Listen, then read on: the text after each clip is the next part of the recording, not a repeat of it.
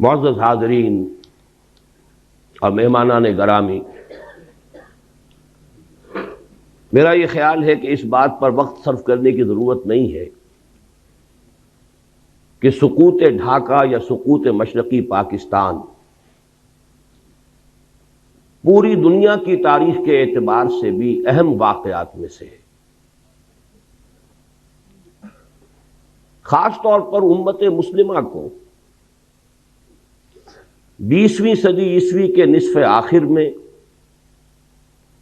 اور 14ویں صدی ہجری کے ربع آخر میں جن دو عظیم ترین صدمات سے دوچار ہونا پڑا، ان میں سے ایک سقوط ڈھاکہ ہے۔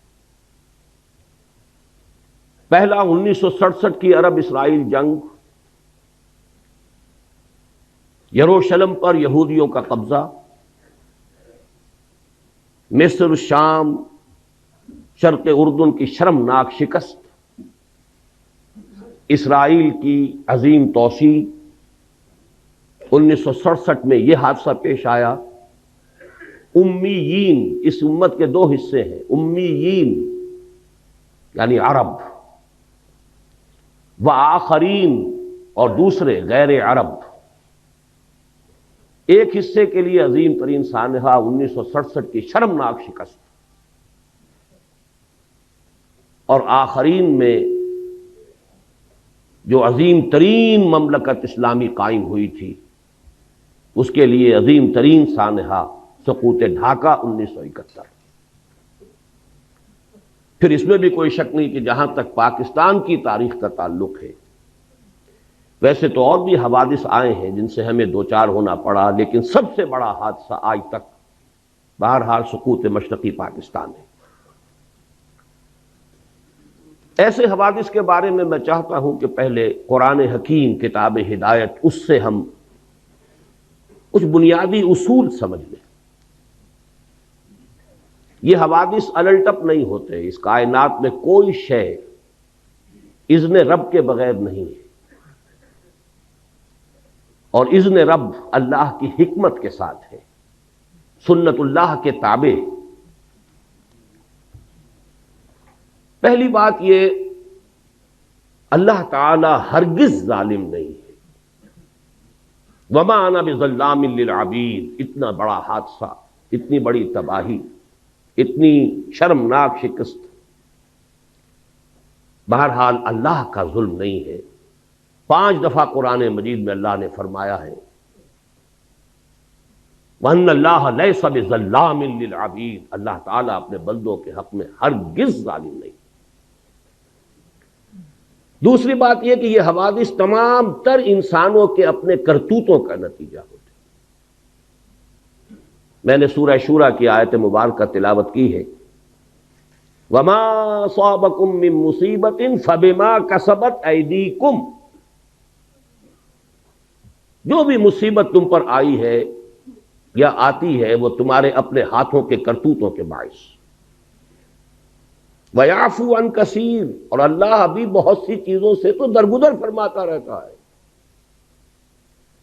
اگر ساری غلطیوں کی سزا دے تو اس زمین پر کوئی ایک انسان بھی چلتا ہوا نظر نہ آئے۔ اللہ تو بہت درگزر کرتا ہے، بہت درگزر فرماتا ہے، یعفو عن کثیر۔ بہرحال قاعدہ کلیہ نمبر 2 یہ ہے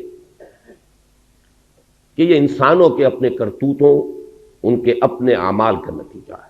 تیسری بات بڑی اہم ہے، کسی بھی قوم پر اتنا بڑا سانحہ اور حادثہ فاجعہ صرف چند لوگوں کے کرتوتوں کے نتیجے میں نہیں آتا۔ جب تک کہ قوم کا اجتماعی طور پر فساد پیدا نہ ہو چکا ہو۔ اللہ تعالیٰ کا قانون یہ ہے کہ افراد کی برکتیں تو پھیل سکتی ہیں کہ پوری قوم کے اوپر سائبان بن جائیں۔ جیسے نیکیوں کا قاعدہ ہے کہ 10 گنا سے 700 گنا تک بھی اللہ تعالیٰ اجر دے گا، لیکن گناہ کی سزا بالکل حساب کے مطابق ملتی، زیادہ نہیں ملتی۔ اجر جو ہے بغیر حساب، لیکن سزا مثل ہی، جتنا کچھ کسی نے گناہ کیا اتنی سزا۔ اسی طرح افراد کا فسق ہو، فجور ہو، معصیت ہو، خطائیں ہو، غلطیاں ہوں، جرائم ہو، اگر چند افراد کی ہوں تو اتنی بڑی قوم کو اتنی بڑی سزا نہیں دی جا سکتی۔ در حقیقت یہ معتدب تعداد میں، اور جب تک کہ اجتماعی سطح پر وہ غلطیاں نہ ہو رہی ہوں، قوم کی ایک عظیم تعداد نے اگر اس کے اندر اپنا کردار ادا نہ کیا ہو تو اتنے بڑے حوادث رونما نہیں ہو۔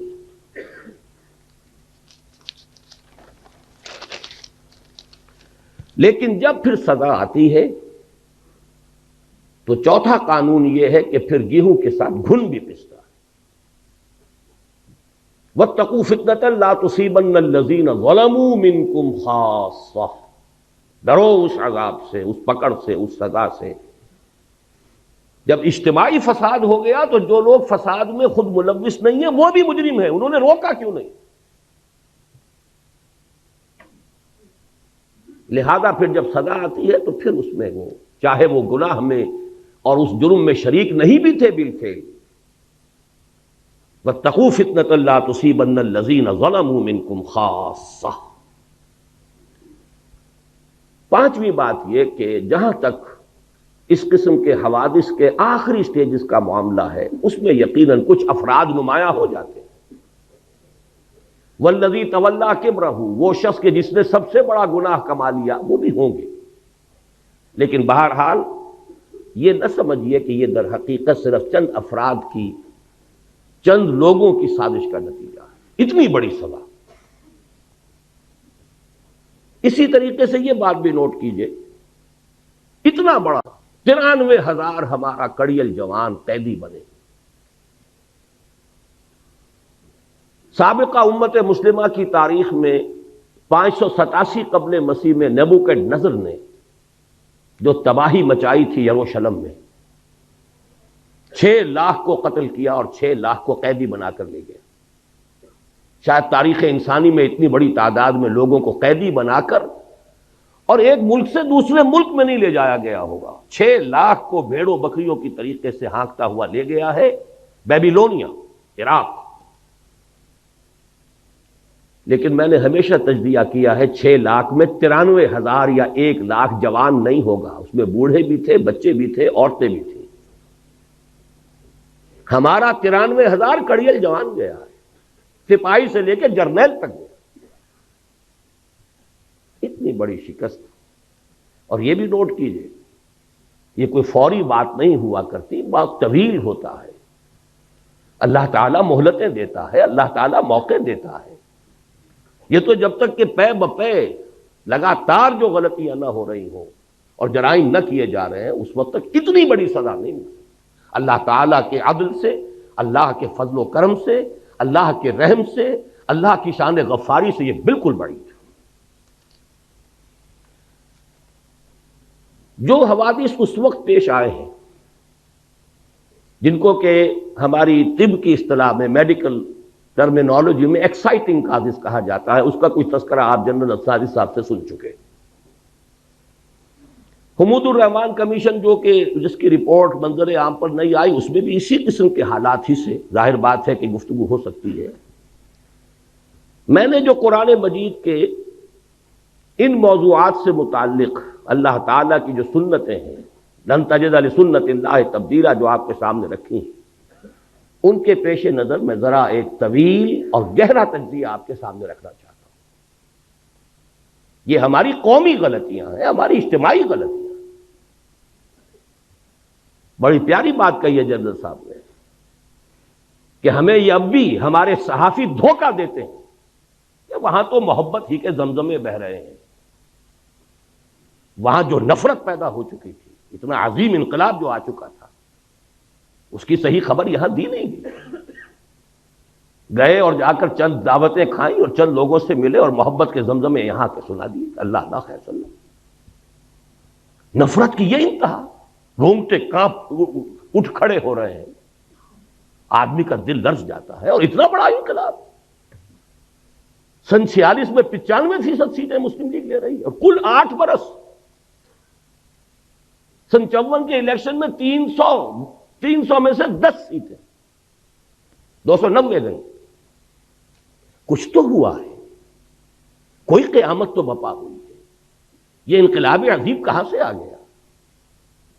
جس شہر میں مسلم لیگ کی تاسیس ہوئی 1906 میں، کتنا بڑا پروونس یونائٹڈ بنگال، اور طویل ترین عرصے تک مسلم لیگ کی منسٹری رہی.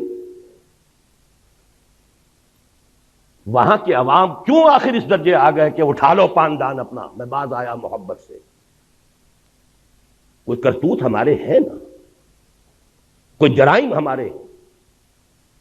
اگر ان کو نہیں سمجھیں گے تو آئندہ بھی تاریخ اپنے آپ کو دہرائے گی. اسی لیے میں نے آیت سنائی ہے آپ کو. خصوصی میں نے ریکویسٹ کی تھی کہ یہ سورہ بنی اسرائیل کا پہلا رکوع یہاں پڑھا جائے، لیکن کریں کیا، زبان یار من ترکی ومن ترکی نمی دانم. آپ کو کیا پتا کہ کیا پڑھا گیا اور کیا آپ نے سنا؟ عسیٰ ربکم ان یرحمکم وان عدتم عدنا. تمہارا رب تم پر رحم کرنے کے لیے تیار ہے، لیکن اگر تم نے پھر وہی روش اختیار کی، ہم پھر وہی کچھ کریں گے.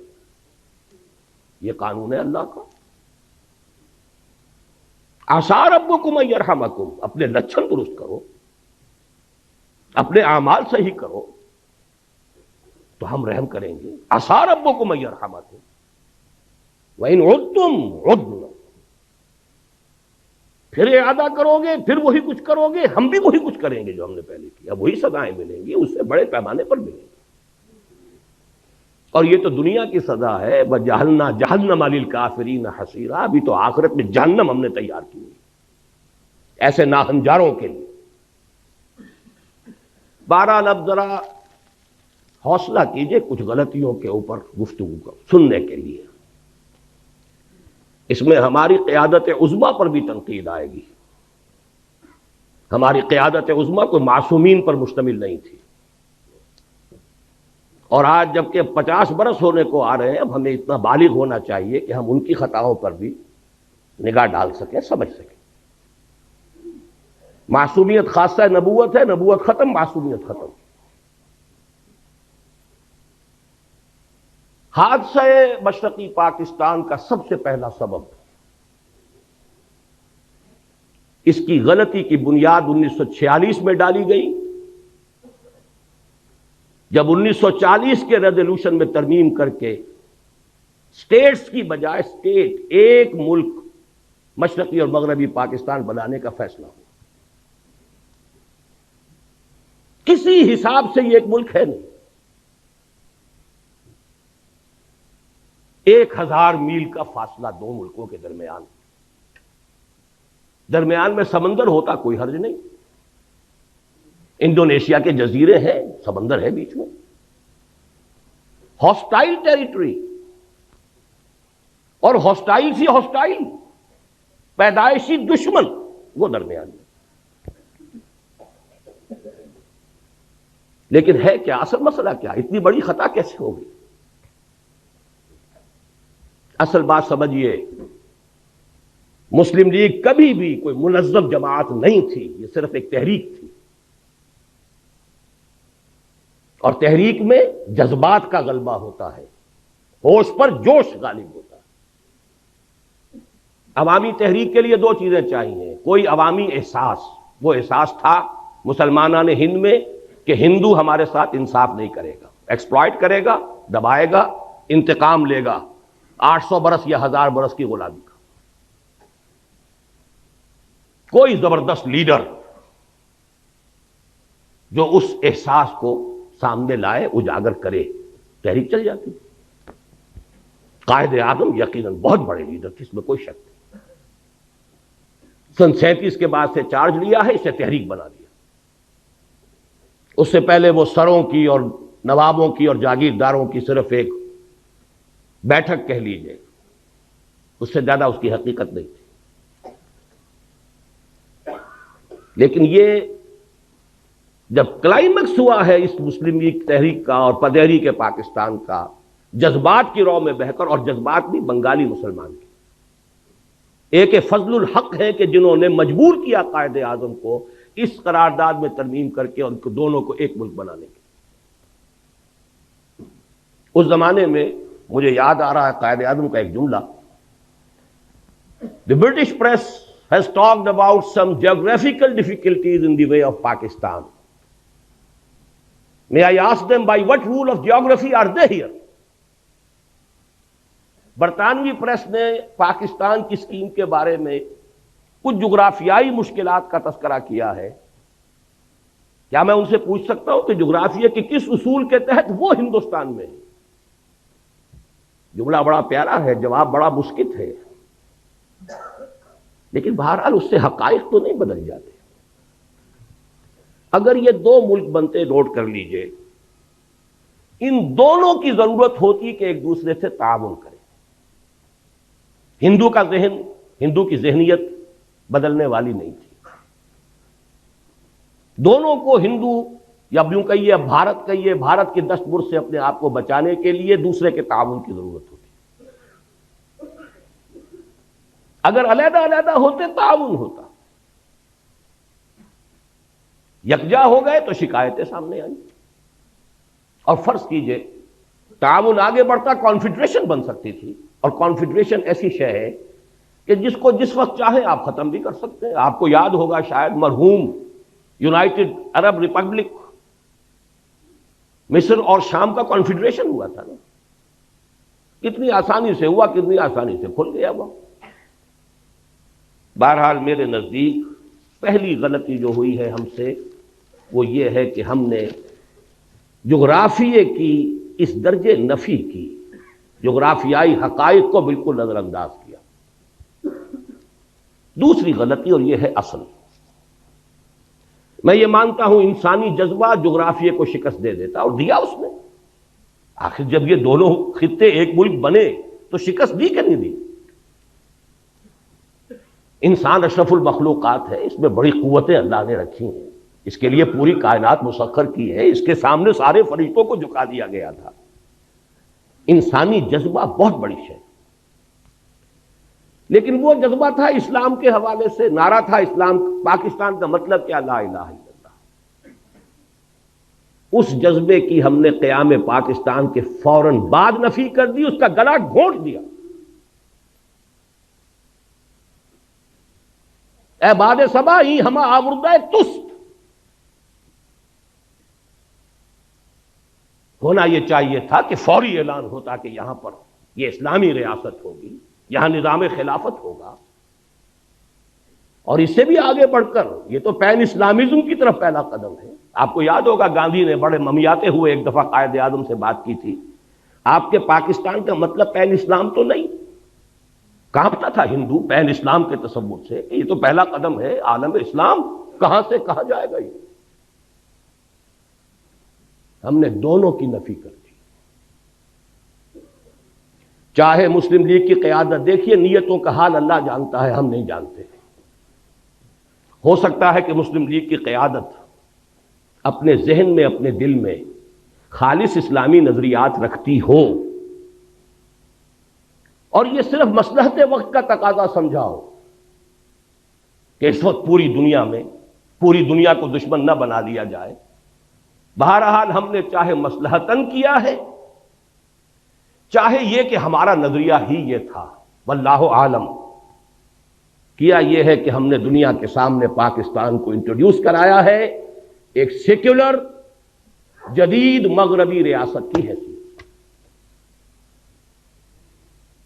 چنانچہ اس کا پہلا وزیر قانون ایک ہندو اور پہلا وزیر خارجہ ایک قادیانی. اصل بات یہ ہے، 100 غلطیوں کی ایک غلطی ہے. آخر لوگ پاگل تو نہیں ہیں، کودن تو نہیں ہے، احمق تو نہیں ہے، ہر چیز کا ایک نتیجہ نکلتا ہے. اگر وہ پاکستان کا مطلب کیا لا الہ الا اللہ، اس نے پورے ہندوستان کے مسلمانوں کو گیلوینائز کر دیا تھا، آگ بھر دی تھی، تو بہرحال ان چیزوں سے اوس بھی پڑی ہے، جذبات ٹھنڈے پڑے، جوش و خروش ختم، اسٹیم آؤٹ. پاکستان کی ہم نے اس پوری تحریک کی نفی کی. میں پھر کہہ رہا ہوں، نیت کا معاملہ اللہ جانتا ہے، مصلحت کے تحت بھی ہو سکتا ہے. لیکن اس مصلحت کا نتیجہ بہت ہمارے حق میں خطرناک اور خوفناک نکلا. وہ جملہ قائد اعظم کا very soon Muslims will cease to be Muslims and Hindus will cease to be Hindus. Not in the religious sense, because religion is the private affair of the individuals, but in the political sense. پوری تحریک پاکستان کی نفی ہے. اگر یہ secularism نہیں ہے تو سیکولرزم اور کس بلا کا نام ہے؟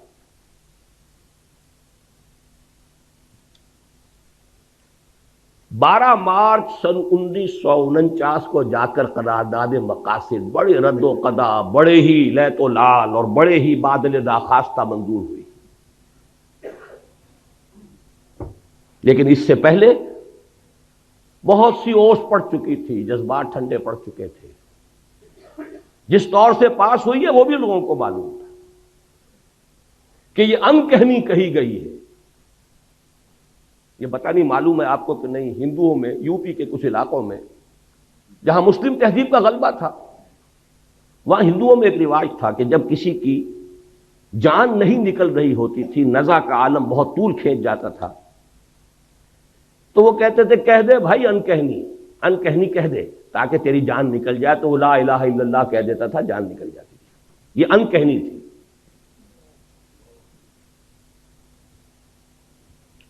لیکن اس کا جو دوسرا بہت بڑا نتیجہ نکلا، پہلی بات تو یہ ہے نتیجے کے اعتبار سے یہ بہت بڑا نتیجہ ہے،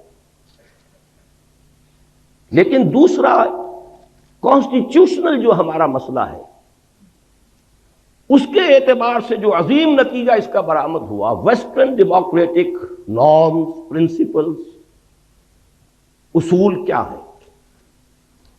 ان اصولوں پر پاکستان کے لیے کوئی دستور بنانا متحدہ پاکستان کے لیے ناممکن تھا.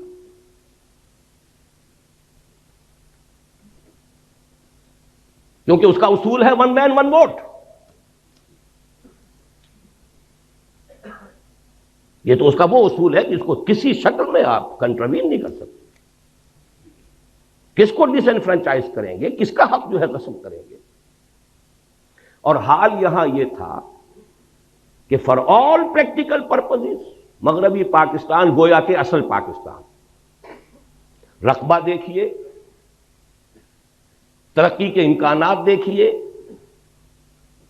ذرائع و وسائل دیکھیے، اور عالم اسلام کے ساتھ مسلسل ہونا، متصل ہونا دیکھیے،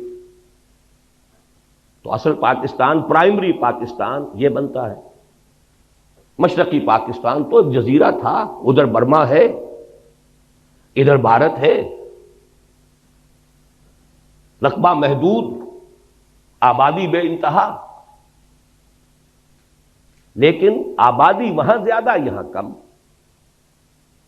ایکویشن ہو کیا؟ نتیجہ یہ ہے کہ 12 مارچ سن 49 کو جب قرارداد مقاصد پاس ہوئی ہے تو ساتھ ہی ایک بیسک پرنسپلز کمیٹی بنا دی گئی کہ اب جو دستور ہمیں بنانا ہے اس ملک کا، اس کے بنیادی اصول کیا ہوں گے. اس کی پہلی رپورٹ آئی ہے ستمبر سن 50 میں، 1.5 سال بعد. اس میں چونکہ 2 ہاؤسز، اس پہ 2 اعتراضات ہوئے. ایک اعتراض تو یہ ہوا کہ اس میں اسلام کا اب سرے سے ذکر نہیں تھا، گویا کہ قرارداد مقاصد کی حیثیت تو ایسی تھی جیسے سینما کا افتتاح کرنے کے لیے تلاوت قرآن کرا دی جائے. باقی اصل دستور جو بننا تھا اس میں اسلام کا سرے سے کوئی تذکرہ نہیں. لہذا ایک تو اس کی وجہ سے وہ اوس پر اوس اور پڑ گئی کہ یہ قرارداد مقاصد پاس کر کے بھی نیت ان کی نہیں ہے اسلام کی طرف آنے کی. دوسرے یہ کہ وہاں 2 ہاؤسز جو ہے تجویز کیے گئے، اور اپر ہاؤس میں ہر صوبے کو مساوی، جو بھی عام اصول ہے. مشرقی پاکستان کے لوگوں نے کہا کہ نہیں، اس طرح تم ہمیں اقلیت میں تبدیل کر رہے ہو. اپر ہاؤس میں تو پھر 5واں حصہ ہے ان کا، وہاں تو آبادی کا حساب ہے نہیں. وہ ختم ہوئی. اس کے بعد دوبارہ پھر یہ جا کر دسمبر سن 52 میں بیسک پرنسپل کمیٹی رپورٹ پھر آئی. اس میں پیرٹی کی گئی.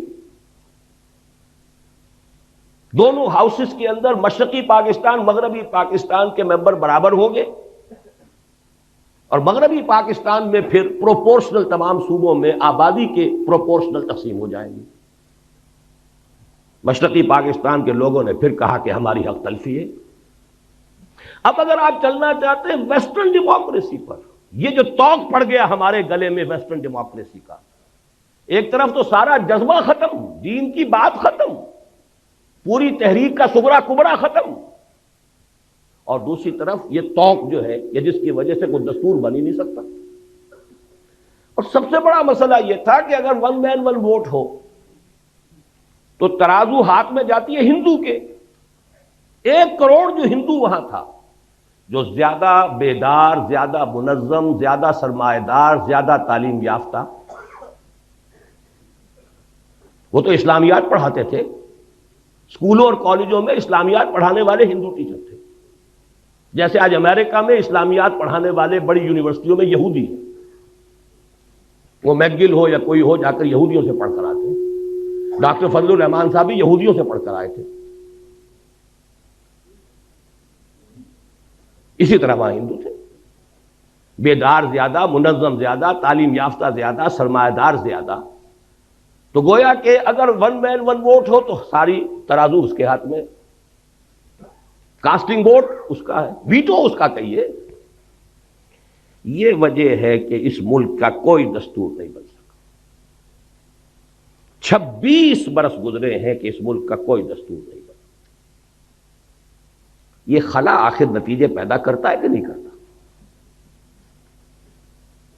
مجھے یاد ہے جب میں یہاں میڈیکل کالج میں پڑھتا تھا، جمعیت طلبہ کا ناظم اعلیٰ تھا، عزم کے نام سے ایک ہفتے وار 15 روزہ ہمارا رسالہ نکلتا تھا، اس میں مستقل میں نے آخری صفحہ اس کا بڑے سائز پر نکلتا تھا، وہ آخری صفحے کا عنوان ہی یہ ہوتا تھا، خطوط اور مضامین، اس سوچ میں کلیاں زرد ہوئیں، اس فکر میں غنچے سوکھ گئے، آئین گلستاں کیا ہوگا، دستور بہاراں کیا ہوگا۔ یہ شعر موٹا، اس سوچ میں کلیاں زرد ہوئیں، اس فکر میں غنچے سوکھ گئے، آئین گلستاں کیا ہوگا، دستور بہاراں، دستوری بننے میں نہیں آ رہا۔ بہرحال ایک بات نوٹ کر لیجئے، جیسے جنرل صاحب نے فرمایا، دیکھیے باقی جو بھی ہم ہیں، سندھ، پنجاب، سرحد، بلوچستان، ہمارے اندر فرق و تفاوت اتنا نہیں ہے جتنا کہ مغربی پاکستان اور مشرقی پاکستان کے لوگوں میں تھا۔ وہاں تو سرے سے کوئی قدر مشترک سوائے مذہب کے ہے ہی نہیں۔ زبان لے لیجئے، لباس لے لیجئے، ایٹنگ ہیبٹس لے لیجئے، کلچر، جس شے کا بھی نام لے، یہاں کی عورتوں کا لباس اور وہاں کی عورتوں کا لباس، پٹھان اور بلوچی عورت تو یہ سمجھے گی، بنگالی عورت مسلمان عورت ہو کہ یہ تو ننگی ہے۔ اب وہاں تو اسلام کا رشتہ تھا، ہم نے اس کی نیگیشن کی، مغربی جمہوریت، اور ہم دوہرے ڈائلیما میں پھنس گئے۔ ایک تو گویا کہ اپنے نیچے سے جڑ بنیاد زمینی ہم نے کھسکا دی، اور نمبر 2 یہ جو ایک ہمارے لیے عقدہ لا ینحل ڈائلیما، دستور بنائے تو کیا بنائے۔ تیسری غلطی، بہت بڑی غلطی، اور یہ اصل میں اس دوسری غلطی میں جو دینی معاملہ تھا اس کا تتمہ ہے، لینگویج پرابلم۔ تحریک مسلم لیگ کے دوران تو اصل میں اردو گویا کہ پاکستان کی زبان اور مسلم لیگ کی زبان، وہ تو اقبال کے جو ظریفانہ کلام ہے بانگ درا میں، اس میں ہے نا،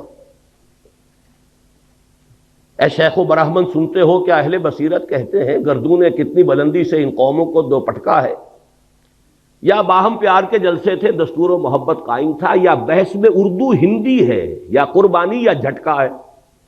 سکھ کے ساتھ جھگڑا قربانی اور جھٹکے کا تھا، ہندو کے ساتھ ہندی اور اردو کا تھا۔ پاکستان بننے کے بعد معلوم ہوا کہ وہ تحریک کے دور کا جذباتی معاملہ، اس کی فضا اور ہوتی ہے، حقائق کچھ اور ہوتے ہیں۔ پاکستان کی سرکاری زبان کیا ہو، اردو ٹھوسنے کی سب سے بڑی غلطی کی ہے، اور ہماری ٹاپ کی قیادت اس غلطی کی ذمہ دار ہے۔ اس کا مطلب یہ ہے کہ کوئی حالات کا صحیح اندازہ نہیں تھا۔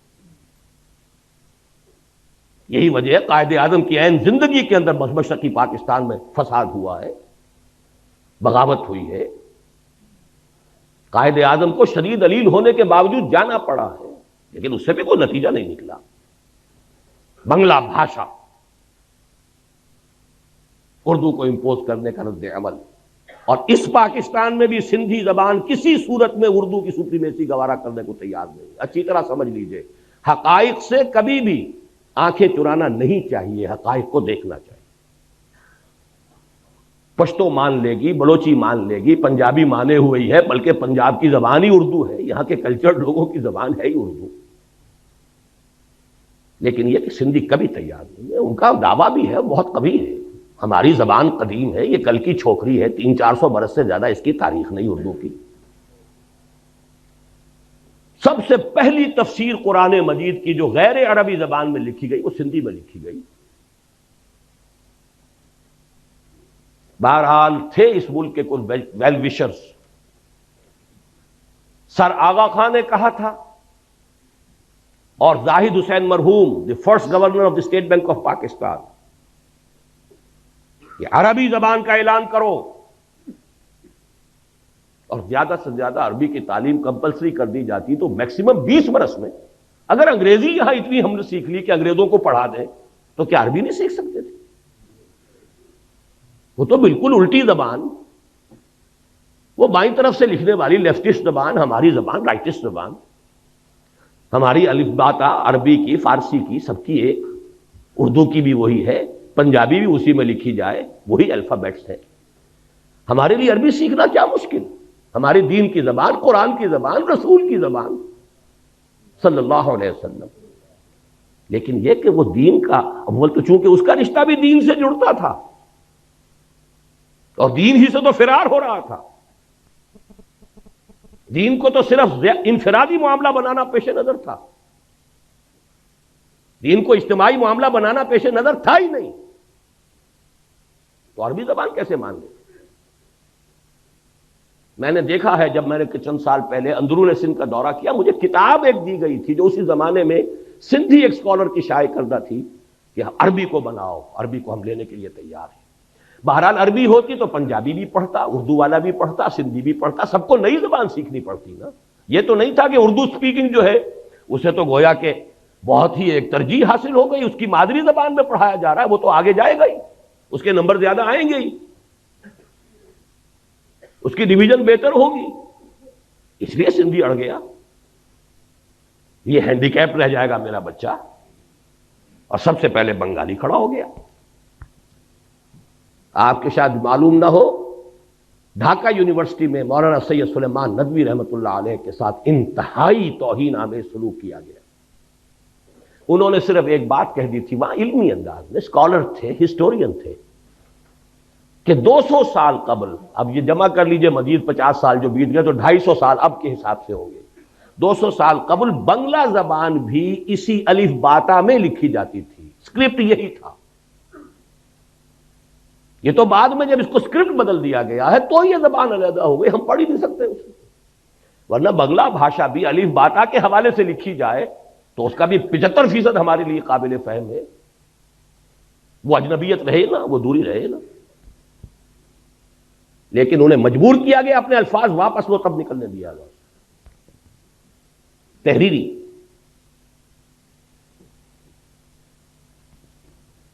چوتھی بڑی غلطی، ان سب چیزوں کا نتیجہ اصل میں کیا نکلا؟ ڈس ایلیوژنمنٹ، ایک لفظ کافی۔ یہ کہاں کا اسلام تھا؟ یہ جا کدھر رہے ہیں؟ ملک بنا کیوں تھا؟ میں بھی مانتا ہوں جو کہا جنرل صاحب نے، ایوریج مغربی پاکستانی کے مقابلے میں ایوریج مشرقی پاکستانی زیادہ مذہبی آدمی،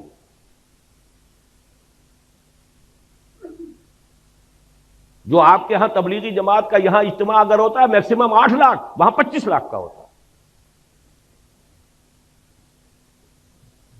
یہی تو وجہ تھی نا کہ مسلم لیگ وہاں بنی، یہی تو وجہ تھی کہ یونائٹڈ بنگال میں کتنے عرصے خواجہ ناظم الدین وزیر اعلیٰ رہے، یہاں تو آپ کے یہاں یونینسٹ جو تھی گورنمنٹ تھی آخری وقت تک، مسلم لیگ کی حکومت یہاں ایک دن کے لیے نہیں بنی، سرحد میں جو ہے آخری وقت تک کانگریس کی حکومت تھی۔ لے دے کے اگر کوئی تھا تو اس پاکستان میں صرف سندھ تھا کہ جہاں مسلم لیگ کی منسٹری تھی، اور وہ بھی کہہ رہا ہے اب اٹھا لو پاندان اپنا، یہی دو صوبے تھے، مسلم لیگی صوبے تو یہی تھے، پاکستانی صوبے تو یہی تھے. پنجاب میں تو آخری وقت یونینسٹ گورنمنٹ تھی. یہ ڈس ایلیوژنمنٹ تھا کیا؟ یہ خواب تھا جو کچھ کے دیکھا، جو سنا افسانہ تھا، جذبات پر اوس پڑ گئی. باقی چھوٹے چھوٹے فیکٹر اور بہت ہیں. ہمارے جو آفیسرز گئے، C S P officers, colonial role کا جو تذکرہ کیا ہے جنرل صاحب نے، ان کا جو ایٹیچیوڈ تھا، اللہ ماشاءاللہ مختلف قسم کے لوگ بھی تھے، لیکن معدود چند، اشاد کل معدوم، اکثر و بیشتر جو ہے نفرت کے ساتھ انہیں دیکھتے تھے. یہی معاملہ سندھ میں ہوا ہے، اس کا رد عمل ہوا ہے. بہرحال اس کے اوپر جلتی پر جس کو کہتے ہیں تیل، وہ مارشل لا. مارشل لا کا مطلب فوج کی حکومت. فوج صرف مغربی پاکستان کی ہے، مشرقی پاکستان کا اس میں کوئی حصہ نہیں. گویا کہ مغربی پاکستان اب حاکم ہو گیا مشرقی پاکستان پر. اور مغربی پاکستان تو وہ کہتے ہیں، تو پنجابی فوج کہتے تھے. ہم نے پنجابیوں کا غلام بننے کے لیے یہ پاکستان نہیں بنایا تھا. دلیل قوی تھی، کوئی آج رد کر دے اسے. ان کے فیکٹس اینڈ فگرز تھے. آخر دشمن تو بیٹھا ہوا تھا، 1 کروڑ ہندو بیٹھا ہوا تھا، انہیں تو سیبوٹاج کرنا ہی کرنا تھا. لیکن ان کے ہاتھ میں ہتھیار تو ہم نے دیے ہیں نا. وہ ہندو وہاں تھا، اس کے باوجود پاکستان بنا. Despite of them, in spite of them Pakistan بنا. لیکن جب آپ نے اپنی منزل ہی بدل لی، اپنا قبلہ کعبہ ہی تبدیل کر دیا، آپ نے اسلام کی بجائے مغرب کی سیکولر جمہوریت کو اپنا اصل اصول قرار دیا، تو ظاہر بات ہے نفی ہو گئی. اور اس پر جلتی پر تیل کا کام فوج کی حکومت. فوج کی حکومت بھی کیوں آئی سمجھ لیجیے. یہ بھی کوئی اللہ تعالیٰ کی طرف سے عذاب تو نہیں تھا، اس لیے کہ مسلم لیگ پارٹی تھی ہی نہیں، وہ تو تحریک تھی. تحریک کا کام ہی یہ ہوتا ہے کہ ایک دفعہ مقصد حاصل ہوا اس کے بعد ختم. تحریک کا تو اصول ہے یہ.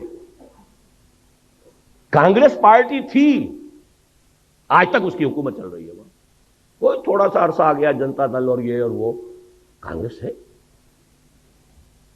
کم سے کم 40 برس تک تو اس کی حکومت چلتی رہی.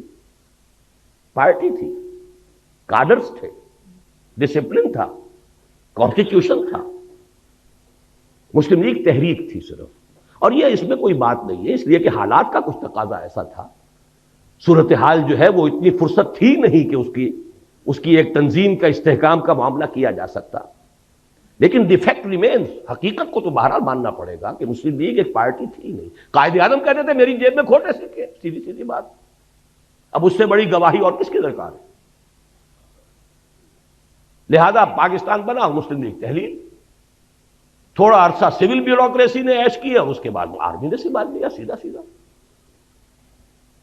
لیکن نتیجہ کیا ہوا؟ ڈس انفرانچائز. آپ کا جو جنرل صاحب فرما رہے تھے کہ اکثریت کیوں علیحدہ، اکثریت تو علیحدہ ہو ہی جائے. اکثریت کو تو آپ نے غیر مؤثر کر دیا، فوج کی حکومت ہو گئی. اور پھر جو ان کے فیکٹس اینڈ فگرز آتے تھے، ہماری کل آمدنی کا اتنا بڑا حصہ فوج پر خرچ ہوتا ہے، فوج ساری مغربی پاکستان کی ہے، تو پیراسائٹ ہیں یہ ہماری آمدنی کے اوپر. یہ کھاتے ہیں کماتے ہم ہیں. اس سے جو آگ لگی ہے اس کا نتیجہ ہے یہ کہ وہ جگتو فرنٹ جو ہے اس نے وہ شکست دی ہے عبرتناک. سن 54 میں 300 میں سے 10 سیٹیں مسلم لیگ. 8 برس میں انقلاب عظیم. کہاں سن 46 کے اعداد و شمار ابھی آپ جنرل صاحب سے سن چکے ہیں. 46 اور 54 میں کل 8 برس، اور انقلاب عظیم جو ہے وہ پیدا ہو گیا. 5ویں غلطی رہی صحیح، جس کو کہتے ہیں آخری کیل ٹھوک دی آپ نے، دارالخلافہ کراچی سے اسلام آباد. یہ کاسموپولیٹن سٹی تھا، ساحلی تھا. مشرقی پاکستان کے ساتھ اس کے روابط سمندری اور بحری بھی تھے. وہ سستے تھے. ہوائی سفر تو اس وقت تک جو ہے وہ تو بہت ہی کاسٹلی، بہت صرف سرمایہ داروں کی شے تھی. آپ نے وہاں سے کیپٹل منتقل کیا، اور بہت سے بڑے مخلص مشرقی پاکستانیوں نے کہہ دیا تھا دس از دی بگننگ، پاکستان کے خاتمے کا یہ نقطہ آغاز ہے. بہرحال نتیجہ یہ نکلا کہ میں بعد آیا محبت سے اٹھا لو پاندان اپنا. اور یہ جان لیجئے کہ جذبات کا معاملہ جو ہوتا ہے، جیسے رود کوہی کہتے ہیں ضلع ڈیرہ غازی خان میں اور سندھ کے علاقے میں، پہاڑی علاقے میں سیلاب آتا ہے تو ایک دم نالا بڑی تیزی سے آتا ہے، لیکن تیزی سے ختم بھی ہو گیا، ادھر آیا ادھر گیا. تو جذبات کی بات یہی ہوتی ہے، اٹھی ہے یہ آندھی اتر جائے گی. اسی لیے وہ جذباتی بات تھی، اور جذباتی بات جو ہے جس تیزی کے ساتھ اٹھی تھی اسی تیزی سے بہہ گئی. لیکن آخری اور ہماری ہمالیہ جیسی غلطی کیا ہے، اب اس کو سمجھیے. باقی ساری غلطیاں جو ہیں ان کے اوپر جو مہر تصدیق آخری سب ہوئی ہے. یہ معلوم ہو چکا تھا سن 54 میں کہ مشرقی پاکستان کی فضا بدل چکی ہے. حقائق کو تسلیم نہ کرنا، اممیچورٹی، سیاسی قیادت کا خلا، مسئلے کی حقیقت کو سمجھ کر اس کا حل کرنا، اس کی بجائے طاقت کا استعمال، یہ ہے آخری غلطی جس نے سارے معاملے کو جو ہے اپنے آخری منطقی انداز تک پہنچا دیا. تفاصیل آپ سن چکے ہیں. میں تو اس میں صرف 4 کاش آپ کے سامنے رکھ رہا ہوں. اگرچہ مجھے معلوم ہے حضور کی حدیث ہے، یہ لفظ ممنوع ہے، ان کلمۃ اللہ تفتح عمل الشیطان. جو ہوا ہے اس میں رب سے ہوا ہے، لہذا یہ کہنا کاش یوں ہو جاتا یہ مناسب نہیں.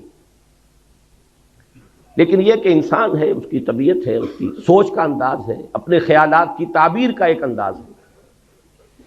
کاش کہ صدر ایوب صاحب پاکستان کے ڈیگال بن گئے ہوتے. ڈیگال نے الجزائر میں ریفرنڈم کرایا، بھائی رہنا چاہتے ہو ہمارے ساتھ یا نہیں رہنا چاہتے جاؤ بھائی. کتنے عرصے تک جنگ کرتے رہے، کتنے فرانسیسی مارے گئے، ادھر سے الجزائری جو ہے وہ اپنی جانیں دے رہے ہیں، اور مسلسل جنگ کی وجہ سے فرانس کی ترقی رکی ہوئی ہے. فرانس آگے نہیں چل پا رہا، سارے وسائل اس میں کھپ رہے ہیں. اسے اپنے بہترین دوستوں کو جیل میں ڈالنا پڑا. اور آپ کو یاد ہے یہ 3 بڑے ٹال اس وقت کے ملٹری لیڈرز تھے دنیا کے اندر، ڈی گال، پھر صدر ناصر، پھر صدر ایوب.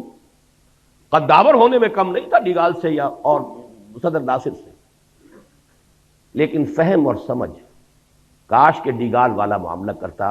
میں نے 1969 میں مضمون لکھا تھا میثاق کے اندر کہ ہم مشرقی پاکستان کے لوگوں کو جبراً اپنے ساتھ ہرگز نہیں رکھ سکتے، خدا کے لیے ان سے ریفرنڈم کرائیے. وہ پاکستان کے ساتھ رہنا چاہتے ہیں یا نہیں، اور رہنا چاہتے ہیں تو کن شرائط پر رہنا چاہتے ہیں، ان سے پوچھیے، استصواب کیجیے. جبر اگر کریں گے تو اس کے نہایت خطرناک نتائج نکلیں گے. یہ جون جولائی 1969 کا میرا پرچہ میثاق کا ہے. کوئی طاقت مشرقی پاکستان کو زبردستی اور جبر کے ساتھ پاکستان کے ساتھ نہیں رکھ سکتی، مغربی پاکستان کے ساتھ. میں تو سیاسی آدمی نہیں ہوں، میری تو کہیں آمد و رفت کا بھی معاملہ نہیں تھا. میں تو صرف تعلیم و تعلم قرآن میں لگا ہوا تھا. سن 65 کے بعد سے جب لاہور دوبارہ آیا ہوں، میرا تو کام ہی ایک تھا، درس قرآن. لیکن حالات تو ہے سامنے. وہ مرد درویش تھا کبھی دہلی کے اندر ایک چھوٹی سی کٹیا کے اندر بیٹھا ہوا، شاہ ولی اللہ دہلوی، صرف کتابیں لکھ رہا ہے اور کچھ نہیں کر رہا. لیکن ہندوستان کی نگاہ پر، پورے حالات پر نگاہ ایسی ہے کہ اندازہ کر لیا تھا ہندوستان میں کوئی مسلمان حاکم، حکمران، نواب اس پوزیشن میں نہیں ہے کہ مرہٹوں کی اٹھتی ہوئی طاقت کا مقابلہ کر سکے. لہذا خط لکھا ہے احمد شاہ ابدالی کو، خدا کے لیے تم آؤ، ورنہ یہ کہ اس بر عظیم پاک و ہند سے، اس بر عظیم ہند سے اسلام اور مسلمانوں کا خاتمہ ہو جائے. تو حقائق کو دیکھنا اور بات ہے. ٹھیک ہے آپ میدان میں نہیں ہیں، سیاست میں نہیں ہیں. میں 1969 کا اپنا جو ہے اداریہ میثاق کا آپ کو دکھا سکتا ہوں. اور اس کا بھی امکان ہے اگر آپ کسی کو آپشن دے دیتے ہیں اور ان سے پوچھیں کہ آپ کس بنیاد پر، کس شرائط پر رہنا چاہتے ہیں، تو اس کا امکان ہے کہ وہاں پر پاکستان ہی کے حق میں فیصلہ ہوگا. لیکن آپ نے تو آپشن دیا ہی نہیں. اور اگر نہ بھی ہوتا تو ٹھیک ہے، ٹیبل پر بیٹھ کر معاملہ طے کر لو بھائی. سیپریشن ہو جائے. سب سے مقدس رشتہ میاں اور بیوی کا ہے، اس میں بھی سیپریشن ہے. چاہے ابغض الحلال ہے، حلال میں سب سے زیادہ، حرام میں ابغض الحرام، حرام میں سب سے زیادہ ناپسندیدہ شے، لیکن ہے، جائز ہے. تو سیپریشن میں کوئی حرج نہیں تھا. وہ رد عمل تو نہ ہوتا کہ انہوں نے مشرقی پاکستان کا لیبل اتار کر اور پھینکا خلیج بنگال میں، اٹھا لو پاندان اپنا، ہمیں نہیں چاہیے پاکستان. آپ نے کبھی غور کیا دنیا میں کتنے عرصے تک دو جرمنی رہے، کسی جرمنی نے اپنا نام نہیں بدلا؟ مشرقی جرمنی، مغربی جرمنی. دو کوریا آج بھی ہے، کوئی سا کوریا چھوڑنے کو تیار ہوگا نام اپنا؟ کوئی ویتنام چھوڑ دے گا اپنا نام؟ کسی نے چھوڑا؟ کوئی یمن چھوڑ دے گا؟ اور انہوں نے اٹھا کر پہلا دن، بلکہ یہاں تک کہا تھا ڈاکٹر کمال حسین جو پہلا ان کا وزیر خارجہ بنا تھا، میرے سینے کے اوپر لکھے ہوئے الفاظ ہیں، اس کا سٹیٹمنٹ تھا، we won't like to be called a Muslim country. آپ نے اسلام کو چھوڑا، انہوں نے کہا کہ ہم مسلم بھی نہیں رہنا چاہتے. رد عمل کی یہ انتہا ہوتی. آپ نے اسلام کے نام پر جمع کیا تھا ہمیں، احیاء اسلام کے خواب ہمیں دکھائے گئے تھے، پین اسلامزم کے خواب دکھائے گئے تھے. کیا کیا ہے آپ نے؟ تو تم نے اسلام کو چھوڑا، ہم مسلم کا نام بھی چھوڑ. We want like to be called a Muslim country. ذرا رد عمل جو بھی ہوتا ہے کسی کے اندر، اس کی انتہا دیکھیے.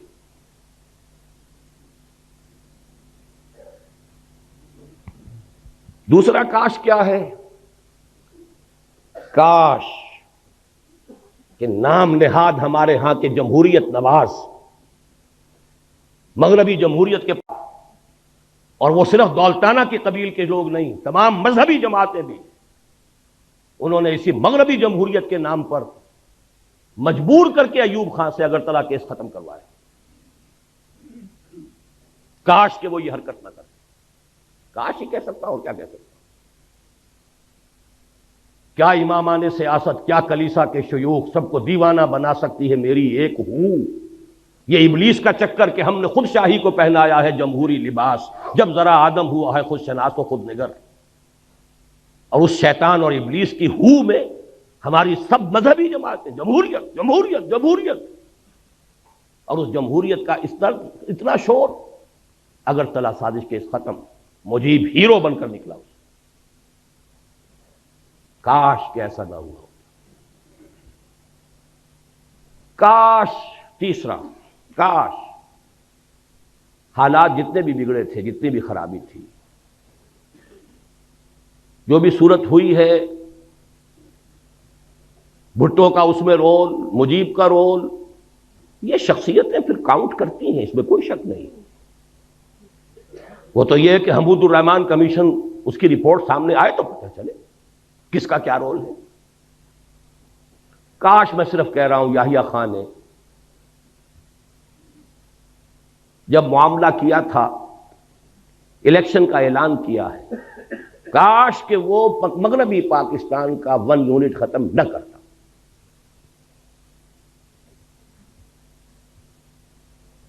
اس کا نتیجہ کیا نکل سکتا تھا؟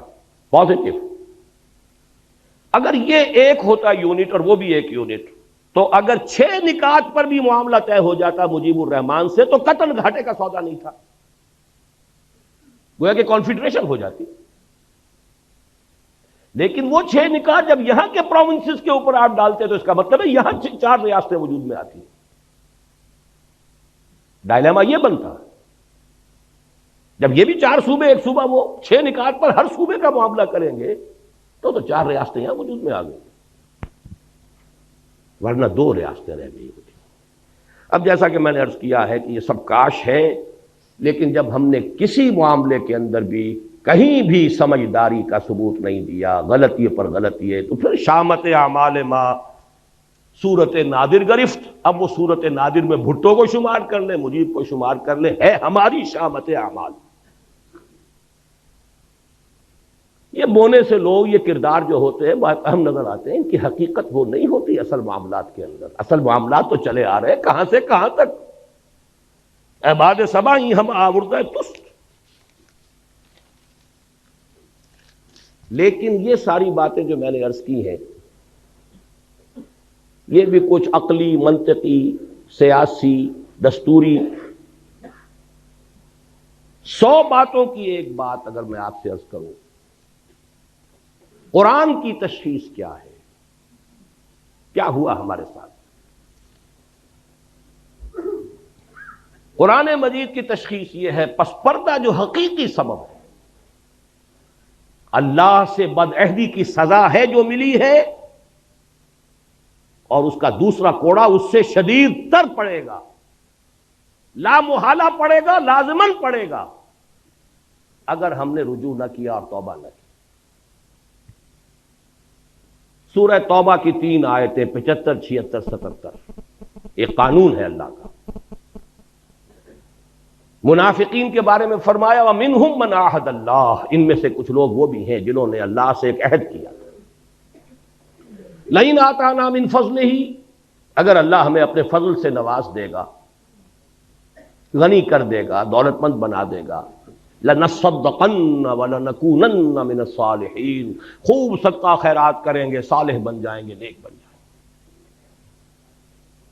فَلَمَّا آتَاهُم مِّن فَضْلِهِ، پھر جب اللہ نے نواز دیا اپنے فضل سے، غنی کر دیا، دولت مند بنا دیا، بخلوا بہ، اب بخل کیا، وتولوا، پیٹھ موڑ لی، وہم معرضون، اعراض کیا، بھول گئے کیا وعدے کیے تھے۔ کأن لم یدعونا، ایسا ہو گئے جیسے کہ ہمیں کبھی پکارا ہی نہیں تھا، وہ دعائیں گڑ گڑا کر، جیسے جنرل صاحب آئی وٹنس ہے سقوط ڈھاکہ کے، میں آئی وٹنس ہوں تحریک پاکستان کا، ہائی اسکول کے طالب علم کی حیثیت سے صحیح، مسلم اسٹوڈنٹ فیڈریشن کے کارکن کی حیثیت سے صحیح، عیدین میں، جمعے کے اجتماعات میں گڑ گڑا کر دعائیں مانگی، اے اللہ ہندو اور انگریز کی غلامی سے نجات دے، تیرے دین کا بول بالا کرے، تیرے نبی کا دین جو ہے اس کو قائم کرے۔ پاکستان کا مطلب کیا؟ لا الہ الا اللہ۔ فلما آتاہم من فضلہ بخلوا بہ وتولوا وہم معرضون، اس کی سزا جو آخرت میں ملنی ہے وہ تو ملنی ہے، دنیا میں جو سزا اللہ نے دی، فعاقبہم، عاقبہ عقوبت سے بنا ہے، سزا، فعاقبہم نفاقا فی قلوبہم، اللہ نے سزا کے طور پر ان کے دلوں میں نفاق پیدا کر دیا۔ یہ ہے قانون اللہ کا جو ہم پر 100% لاگو ہوا، بدعہدی کی اللہ سے، خلاف ورزی کی اس معاہدے کی، نفاق، اور نفاق کی 2 شکلیں ہیں جو آج پاکستانی معاشرے کا ہال مارک جسے کہتے ہیں، ٹریڈ مارک کہہ لیجئے، نمایاں ترین، ایک وہ جسے نفاق عملی کہتے ہیں، اذا حدث کذب واذا اؤتمن خان واذا وعد اخلف واذا خاصم فجر، 4 چیزیں ہیں۔ حضور نے فرمایا 4 اوصاف ایسے ہیں کہ جس میں چاروں ہیں کٹر منافق ہے، پکا منافق ہے، ٹھیٹھ منافق ہے، 100% منافق ہے۔ ایک ہے تو اسی نسبت سے نفاق ہے جب تک کہ اس سے وہ باز نہیں آتا۔ وہ 4 چیزیں کیا ہیں؟ بولے تو جھوٹ بولے، وعدہ کرے تو خلاف ورزی کرے، امین بنایا جائے تو خیانت کرے، اور اگر کہیں کوئی جھگڑا ہو جائے تو فوراً آپے سے باہر، اشتعال، تو تکار، گالم گلوچ اور مار دھاڑ۔ آپ دیکھ لیجئے اپنے معاشرے میں یہ 4 چیزیں، برا نہ بنائیے، جو جتنا بڑا ہے آپ کے ہاں اتنا ہی بڑا جھوٹا ہے، اتنا ہی بڑا خائن ہے، اتنا ہی بڑا وعدہ خلاف ہے، یہ ہمارے معاشرے کا جو جتنا ہے۔ اور دوسرا نفاق ہوتا ہے نفاق باہمی، قوم قومیتوں میں تقسیم ہو گئی، فرقے واریت ہے، طبقاتیت ہے، لسانیت ہے، صوبائیت ہے، نفاق باہمی اور نفاق عملی، کردار کا دیوالا نکل گیا، اتحاد ختم ہوا۔ لیکن ہم نے اس جیسا کہ کوئی ضرورت نہیں تفصیل میں جانے کی، ہم نے اس عذاب ادنا سے کوئی سبق حاصل نہیں کیا ہے۔ یہ سورہ سجدہ کی آیت کی طرف اشارہ کر رہا ہوں، آیت نمبر 21، اس کی ہم وزن آیت جنرل صاحب نے پڑھی تھی، سورہ روم کی آیت نمبر 41، ظہر الفساد فی البر والبحر بما کسبت ایدی الناس لیذیقہم بعض الذی عملوا لعلہم یرجعون۔ پاکستانی معاشرے کے اوپر یہ آیت 100% چسپاں ہے۔ بر و بحر کے اندر فساد رونما ہو چکا ہے، غالب ہو چکا ہے، بسبب لوگوں کے ہاتھوں کے کرتوتوں کے، تاکہ اللہ انہیں اپنے کچھ کرتوتوں کا مزہ چکھائے، سب کا نہیں۔ وَيَعْفُو عَنْ كَثِيرٍ، بہت سی چیزوں سے تو درگزر بھی کرتا ہے، کچھ تھوڑا سا اللہ تعالیٰ مزہ چکھاتا ہے عذاب کا، لعلہم یرجعون، شاید کہ لوٹ آئیں، بعد آ جائیں، ہوش میں آ جائیں۔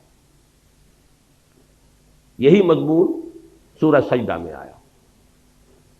سورہ سجدہ کی آیتیں 30 ہیں، وہاں اس کا نمبر 21 ہے، اس کی آیتیں 60 ہیں، وہاں اس کا نمبر 41 ہے، کورسپونڈنگ۔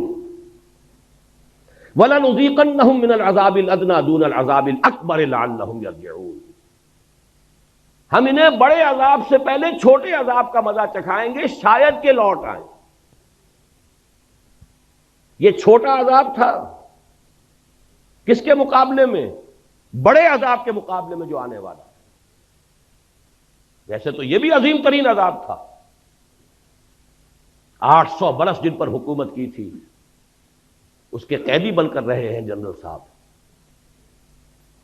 93,000 اس ہندو کے قیدی، اور کہاں مدھیہ پردیش، سینٹرل انڈیا تک ٹرکوں کے اندر لاد کر بھیڑوں بکریوں کی طرح آپ کے فوجی لے جائے گئے ہیں، اس ہندو قوم جس پر حکومت کی۔ کہا اندرا گاندھی نے we have avenged over 1000 years defeat۔ اندازہ کیجئے، موتی لال نہرو کی پوتی، جواہر لال کی بیٹی، لبرل خاندان کوئی ہندوؤں میں ہو سکتا ہے تو چوٹی کا لبرل خاندان وہ ہے، لیکن اس کی ذہنیت بھی یہ ہے، we have avenged over 1000 years defeat۔ ہم نے اپنی 1000 سالہ شکست کا بدلہ چکا دیا، کلنک کا ٹیکا ہے ہمارے ماتھے کے اوپر۔ لیکن یہ عذاب ادنا ہے۔ کیوں میں ادنا کہہ رہا ہوں؟ غنیمت سمجھیے ابھی یہ پاکستان باقی ہے، اور بہت بڑی مملکت ہے، وہ بھی ہے، ایک مسلمان ملک ہے۔ شاید آپ نے کل کے اخبار میں پڑھا ہو، 10,000 وہاں پر افراد، وہی جہاں پر کہ سب سے زیادہ آپ نے جو ابھی تجربات سنے ہیں جنرل صاحب کے، وہی چوٹوگرام، چٹاگانگ، وہاں سے 10,000 مسلمان چلے مارچ کرتے ہوئے ڈھاکہ کی طرف کہ شریعت نافذ کرو۔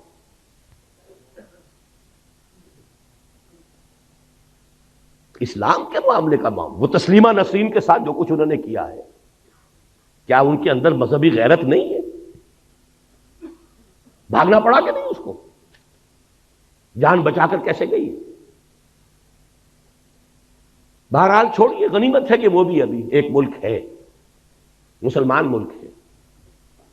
لیکن یہ ملک، اب میں یاد دلانا چاہتا ہوں، اصل میں یہ 2 خطوں پر مشتمل پاکستان تو اللہ نے ہمیں بونس دیا تھا، یہ اللہ کا فضل تھا، ورنہ مصور پاکستان نے انویسیج نہیں کیا تھا۔ یہ مصور پاکستان کون ہے؟ علامہ اقبال موجود ہے، ان کا جو خطبہ ہے 1930 کا، جس میں انہوں نے کہا ہے کہ it's the destiny, I feel it's the destiny, یہ تقدیر مبرم ہے کہ ہندوستان کے شمال مغربی علاقے میں ایک مسلمان ریاست قائم ہوگی، at least the north west of India. مشرقی پاکستان کا کوئی تذکرہ نہیں ہے ان کے خطبے میں۔ یہ تو جب آپ نے اتنے بڑے وعدے کیے، جب آپ کے راجکماری سے لے کے در خیبر تک گونجا دیا آپ نے، یا تو کبھی گونجا پاکستان کا مطلب کیا لا الہ الا اللہ کے نعرے سے، یا گونجایا تھا علامہ مشرقی نے چپراس سے، وہ بھی راجکماری سے لے کر اور گیا ہے در خیبر تک۔ لیکن بہرحال اللہ نے دیا، لو، 2 خطوں پر مشتمل، لو، ایک نہیں 2 لو۔ لہذا ابھی وہ اصل مصور پاکستان کا اصل پاکستان باقی ہے۔ دوسری بات یہ نوٹ کیجئے، اس بر عظیم ہند میں اصل پاکستان جو بنا تھا وہ یہی تھا، 1206 تک کا پاکستان یہی تھا۔ 712-13 میں آئے ہیں محمد بن قاسم اس وقت کے مغربی پاکستان یا جو وٹ ریمینز آف پاکستان کا جنوبی نصف جو ہے اس وقت مملکت اسلامی میں شامل ہو گیا، شمالی ابھی نہیں ہوا۔ 300 برس کے بعد محمود غزنوی اور پھر غوری، یہ جو اب باقی شمالی ہے مغربی پاکستان یا وٹ ریمینز آف پاکستان کا، یہ اس قلب ڈرا میں آ گیا۔ یہ تو پھر 1206 میں جا کر کہیں دلی پر حکومت قائم ہوئی، تو تاریخ نے آپ کو وہاں پہنچایا ہوا ہے۔ بہت غنیمت سمجھیے، بہت غنیمت سمجھیے، لیکن جو صورتحال ہے وہ یہ کہ ہم نے کوئی سبق نہیں سیکھا۔ مجھے بتا دیں، اور میں یہ نہیں کہتا کسی اور کو دیکھیے، اپنے گریبان میں جھانکیے، آپ کے لیل و نہار، آپ کے روز و شب، آپ کی مشغولیتوں اور دلچسپیوں میں سرے منہ کوئی فرق واقع ہوا ہے؟ کوئی آپ کی زندگی کا نقشہ بدلا ہو، کوئی پرائرٹیز چینج ہوئی ہو، کوئی ترجیحات بدلی ہو، کسی نے حرام خوری چھوڑی ہو، کسی نے سودی معاملہ چھوڑا ہو؟ اپنے اوپر قیاس کر لیجئے، کوئی سبق حاصل نہیں۔ بد سے بدتر عریانی ہے تو اس وقت کے مقابلے میں 100 گنا زیادہ، فحاشی ہے 100 گنا زیادہ، فراڈ ہے، غبن ہے 100 گنا زیادہ، بلکہ 1000 گنا زیادہ۔ کون سی چیز؟ اور نوٹ کر لیجئے، کچھ معاملہ ہے، تقویم ہے اللہ کی، 25 برس کی مہلت اس نے دی تھی۔ شمسی حساب سے تو یہ بنے تھے 24 برس اور 4 مہینے، قمری حساب سے ہو گئے تھے پورے 25 برس، جب ایک کوڑا پڑا ہے آپ کو، اور دوسرے 25 برس مکمل ہونے میں صرف 1 سال اور 2.5 مہینے رہ گئے۔ یہ 23 برس جو ہے، یہ تو ہے وہ شمسی، اللہ کی اور ہماری جو دینی تقویم ہے وہ تو قمری ہے۔ رمضان آنے میں کتنے مہینے ہیں؟ اور 27ویں، 2 بھی کہاں رہ گئے اب، 27ویں رمضان کو 49 برس مکمل ہو جائیں گے، پھر 1 سال اور۔ میں وہ سینس آف ارجنسی چاہتا ہوں کہ منتقل کروں۔ دوڑو زمانہ چال قیامت کی چل گیا، وہ دوسرا کوڑا۔ اور یہ آج جمعے میں تقریر کر آیا ہوں مفصل، کہ صورتحال ہماری اس وقت یہ ہے۔ ایک میں نے تمثیل پچھلے جمعے دی تھی، کچھ دنوں سے میرا احساس یہ ہے کہ اس وقت ہمارا حال قومی اعتبار سے ایسے ہے کہ جیسے کسی شخص کو جکڑ دیا گیا اور ہاتھ پاؤں وہ ہلا نہ سکے، کھڑا ہے، لیکن ساتھ ہی دیکھ رہا ہے اپنی آنکھوں سے کہ کوئی اژدہا ہے جو اس کے گرد جو ہے اپنے کوائلز، اپنے بل جو ہے وہ لگا رہا ہے، اور کوئی دیر کی بات ہے کہ ایک دفعہ ذرا اگر وہ تناؤ پیدا کرے گا اور ہڈی پسلی ایک ہوتا ہے۔ یا کوئی شخص دیکھے آنکھوں سے کہ سیلاب کا پانی چڑھتا آ رہا ہے، اب میرے گھٹنوں تک تھا، اب یہاں تک آ گیا، اب سینے تک آ گیا، اب کوئی دن کی بات ہے، ہل نہیں سکتے ہم۔ وہ ورلڈ بینک اور IMF، وہ ذرائع ابلاغ عالمی سطح پر، یہودیوں کا مالیاتی نظام عالمی سطح پر۔ میں نے پچھلے جمعے کہا تھا، سر سوچئے تو صحیح، کیا نواز شریف مسلمان نہیں ہے؟ مسلمان ماں کا دودھ نہیں پیا ہے؟ میاں شریف کا بیٹا ہے کہ جو تہجد گزار ہیں، جہاں تک سنا ہوتا ہوا، یہ خود بھی نمازی ہے۔ کیا بپتا پڑی تھی اسے 2/3 میجورٹی رکھنے کے باوجود، اسلام کے نام پر ووٹ لینے کے باوجود، شریعت کی بالادستی کے لیے دستور میں ترمیم کیوں نہیں کر سکا؟ جبکہ نظر آ رہا تھا کہ میرے سارے الائز چھوڑتے جا رہے ہیں، میری دنیا لٹ رہی تھی اور میں خاموش تھا۔ یہ گئی جماعت اسلامی، یہ گئی JUI۔ کیا اتنا ہی کودن ہے کہ اسے معلوم نہیں ہو رہا تھا کہ یہ میری اپنی سیاسی جو ہے موت واقع ہو رہی ہے، سلو پوائزننگ ہو رہی ہے میری؟ کیوں نہیں کر سکتا؟ نہیں کر سکتا۔ عالمی قوتوں کا دباؤ ہے، جکڑے ہوئے ہیں آپ، عالمی استعمار ہے، نیو ورلڈ آرڈر ہے، مالیاتی نظام ہے، مہاجنی جکڑ بند کے اندر آپ کسے ہوئے، ہلیں گے کیسے؟ وہاں تو زلزلہ آ گیا تھا کہ انہوں نے بینک انٹرسٹ کو ربا قرار دے کر حرام قرار دے دیا، زلزلہ آ گیا دنیا میں۔ وہ جو پائپ میں چلی آ رہی تھی ایڈ، وہاں پر بھی پاؤں رکھ کر روک دیا گیا۔ بہرحال ایک شکل تو یہ ہے، اور دوسری اس وقت کی شکل یہ ہے جو میں نے آج جمعے میں کہا، ہمارا حال یہ ہے کہ جیسے کوئی جانور یا کوئی انسان کہیں مر رہا ہو، کوئی زخمی پڑا ہوا ہے، ابھی جان ہے، تو گدھ آ کر جمع ہو جاتے ہیں، ابھی نوچتے نہیں، کھسوٹتے نہیں، جب تک کہ جان نکل نہ جائے، کیا پتا ہاتھ اٹھا کے مار ہی دے۔ وہ گدھ ایک طرف کشمیر پر امریکہ کا گدھ منڈلا رہا ہے، اسے سینٹرل ایشیا میں بھی ایک اسرائیل کی ضرورت ہے، عالم عرب کے اوپر اسرائیل اس نے مسلط کر دیا۔ اب تو کیوں لگائے کھڑے ہیں ماننے کے لیے اور سر جھکانے کے لیے، ہار ڈالنے کے لیے، اندر خانے سب ڈالے ہوئے تھے پہلے، وہ تو صرف پردے اٹھ رہے ہیں۔ یہاں بھی چاہیے سینٹرل ایشیا میں، پھر شمالی علاقوں پر آپ نے کل کی اگر خبریں نامی اخبار میں جو خبر آئی ہے، ایک ریاست اسماعیلی ریاست قائم کر کے، پرنس کریم آغا خان اور پرنس فلپ آئے اس لیے تھے پاکستان، ابھی بے نظیر سے کیا طے کر کے گئے ہیں، ادھر بلوچستان کے ساحل پر علاقہ دیا جا رہا ہے، ایران کو ٹیکل کرنا ہے، خلیج کے دہانے پر بھی تو بیٹھنا ہے آخر۔ باقی یہ کہ وہ جناح پور ہو، کوئی ہانگ کانگ، کوئی اور سنگاپور، چاہیے نا، یہ وہ گدھ ہیں جو بنڈا رہے ہیں، اور یہ رکھتے ہیں ہمیشہ دو options, they don't keep all their eggs in one basket, یا کشمیر میں ہو جائے یا شمالی علاقوں میں ہو جائے، کہیں تو ہو جائے،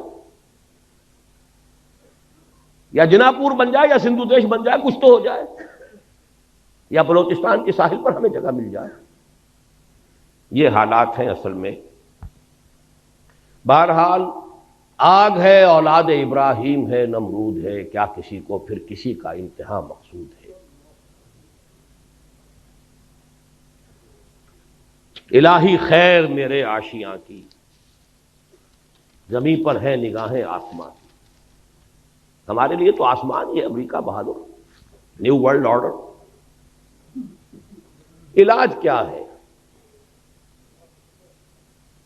علاج اس کا وہی آب نشاط انگیز ہے ساتھی، توبہ، رجوع کرو اپنی اصل کی طرف جس کے لیے پاکستان بنایا۔ توبہ افراد کریں، توبہ کریں، اپنی معاش، اپنی معاشرت میں سے غیر اسلامی چیزیں نکال دیں، پھر توبہ قوم کرے، اور اجتماعی توبہ کے لیے ایک مضبوط جماعت ہو کہ جو منکرات کے خلاف جہاد کرے اور طاقت کے ساتھ جہاد کرے، کسی کی پولیٹیکل گیم میں نہ آئے، کسی پاور پالیٹکس میں نہ آئے۔ پاکستان میں خلافت کی دعوت، دو الفاظ میرے نوٹ کر لیجیے، قیام خلافت کی دعوت، اور پورے عالمی سطح پر نظام خلافت کے علمبردار بن کر کھڑے ہو جائیں، جس میں پہلا مرحلہ پین اسلامزم کا ہوگا، پورے عالم اسلام کو متحد کر کے خلافت کے نظام کے تحت لانا۔ میں آپ کو سنا چکا ہوں گاندھی کا جملہ جو قائد اعظم سے کہا تھا، آپ کے پاکستان کا مطلب پین اسلام تو نہیں ہے نا۔ یہاں میں اب ایک آیت مبارکہ کا حوالہ دے رہا ہوں، وہ خلافت ہے کیا؟ ویسے تو یہاں میں تقریریں کر چکا ہوں، بڑی مفصل تقریریں کر چکا ہوں، اس کا سیاسی ڈھانچہ کیا ہوگا، دستوری ڈھانچہ کیا ہوگا، معاشی ڈھانچہ کیا ہوگا، لیکن امیر جمع ہے احباب درد دل کہہ لے، پھر یاد دہانی کر رہا ہوں۔ ایک آیت میں جدید اسلامی خلافت کا پورا نقشہ موجود، آیت نمبر 59 سورہ نساء، یا ایھا الذین آمنوا اطیعوا اللہ واطیعوا الرسول واولی الامر منکم فَإِن تَنَازَعْتُمْ فَرُدُّوهُ إِلَى اللَّهِ وَالرَّسُولِ إِن كُنتُمْ تُؤْمِنُونَ بِاللَّهِ وَالْيَوْمِ الْآخِرِ ذَلِكَ خَيْرٌ وَأَحْسَنُ تَأْوِيلًا۔ دیکھیے جدید ریاست کے 3 پلر شمار ہوتے ہیں: لیجسلیچر، اطیع اللہ و اطیع الرسول، کتاب و سنت. ایک ترمیم دستور میں ہو جائے، شریعت کی ٹوٹل بالادستی، ہر معاملہ کتاب و سنت کے تابع، خلافت بن گئی. قرارداد مقاصد اصولاً طے کر چکی، صرف یہ ایک ترمیم درکار ہے جو نواز شریف صاحب نہیں لا سکے. لیکن اس کے لیے بڑی عوامی ایک جد و جہد کی ضرورت ہوگی، جانے دینے کی ضرورت ہوگی. پوری قوم اگر کھڑی ہو گئی، اور پوری قوم سے مراد اتنی معتدل تعداد میں لوگ کہ پوری قوم کے اندر جو ہے ایک آگ لگا دیں، تو کوئی امریکہ کا باپ کچھ نہیں کر سکتا. اور سب سے بڑی بات پھر اللہ کی مدد آئے گی. ان تنصروا اللہ ینصرکم لینصرن اللہ من ینصرہ، اللہ لازماً مدد کرے گا اس کی جو اس کی مدد کرے. تو لیجسلیچر اطیع اللہ و اطیع الرسول پر دستور کے اندر ایک ترمیم، ٹوٹل بالادستی. نمبر 2 اولی الامر ایگزیکٹو. یہ اولی الامر منکم مسلمانوں میں سے ہوں، غیر مسلم نہیں. وہ ذمہ ہوگا، پروٹیکٹڈ مائنورٹی ہوگا، جان مال عزت آبرو کی حفاظت کا ذمہ لیں گے. لیکن نہ لیجسلیچر میں اس کا دخل ہو سکتا ہے، اس لیے کہ وہ کتاب و سنت سے متعلق ہے. وہ نہ کتاب کو مانے نہ سنت کو مانے. نہ ہی ایگزیکٹو کے ٹاپ پر وہ ہو سکتا ہے. ہاں ملازمتوں میں، ٹیکنیکل شعبوں میں ان کی خدمات سے فائدہ اٹھائیے. اولی الامر منکم. باقی اگر جھگڑا ہو جائے، آیا یہ شے شریعت کے مطابق ہے یا نہیں ہے، جھگڑا اسی کا ہونا ہے نا. لیجسلیچر ایک قانون پاس کرتی ہے، میں یہ کہتا ہوں کہ نہیں یہ تو کتاب و سنت کے منافی ہے، جھگڑا ہو گیا نا. فَإِن تَنَازَعْتُمْ فَرُدُّوهُ إِلَى اللَّهِ وَالرَّسُولِ. یہاں تنازع کے حوالے سے جوڈیشری آ گئی، جوڈیشری طے کرتی ہے. جدید ریاست نے انہی تینوں کو انسٹیٹیوشنز کی شکل دیتی ہے تو یہ 3 حصے ریاست کے جو قرآن مجید کی اس ایک آیت میں موجود. جوڈیشری طے کرے گی، لے جاؤ معاملہ سپریم کورٹ میں لے جاؤ. صحیح رخ پر قدم اٹھایا تھا ضیاء الحق نے. یہ دوسری بات ہے کہ ہاف ہارٹڈ بلکہ کوارٹر ہارٹڈ بلکہ 8واں حصہ بھی نہیں تھی نیت کے اندر. 2 ہتھکڑیاں پہنا دیں، 2 بیڑیاں ڈال دیں. دستور بھی بالا تر شریعت سے، آئلی قوانین بھی بالا تر شریعت سے، مالی قوانین بھی بالا تر شریعت سے. رہ کیا گیا پھر؟ جوڈیشل لاز بھی بالا تر شریعت سے، تو سوائے فراڈ کے اور کیا رہ گیا؟ یا کچھ لوگوں کی تنخواہیں ہیں، وہ فیڈرل شریعت کورٹ اور فلانش کورٹ تنخواہیں چل رہی ہیں، بڑے ٹھاٹ جمے ہوئے، کریں گے کیا وہ؟ نہ دستور ان کے دائرہ کار میں، نہ عدالتی قوانین دائرہ کار میں، نہ مالی قوانین. خیر مالی قوانین کے لیے وہ 10 برس کی چونکہ تھی ہتھ کڑی، وہ کھل گئی ہے اچانک، تو انہوں نے وہ دے دیا فیصلہ، اور فیصلے کے خلاف اپیل میں جا کر نواز شریف صاحب اور اس معاملے کو وہاں کنڈم کر دیا. آئلی قوانین بھی نہیں شریعت کے مطابق. مجھ سے کہا تھا انہوں نے پھر یہ خواتین کو کون مطمئن کرے گا؟ میں نے کہا اگر یہی آپ کی سوچ کا معیار ہے تو یہ میرا استعفیٰ ہے، میں آپ کے ساتھ شورا میں بیٹھنے کو تیار ہوں. بہرحال پہلی بات یہ. نمبر 2 صدارتی نظام اس ملک کے لیے اگر خیر ہے، صدارتی نظام ہے. یہ پارلیمانی نظام انگریز کی وراثت، وہ تو مجبور ہیں، روایت پرست قوم ہے، انہیں اپنے بادشاہ کو، ملکہ کو سر پر بٹھانا ہے ضرور. چاہے وہ بکنگم پیلس جو ہے وہ ہیومن زو ہے، ایک انسانی چڑیا گھر. اس کی خبریں پڑھ لیجئے، ڈائنا کی پڑھ لیجئے، کبھی سارا فرگوسن کی پڑھ لیجئے، اسکینڈل پڑھ لیجئے، دلچسپی ہے ان کی، ایک کھیل کود کا سامان ہے. لہذا انہیں تو پارلیمانی نظام بنانا ہے.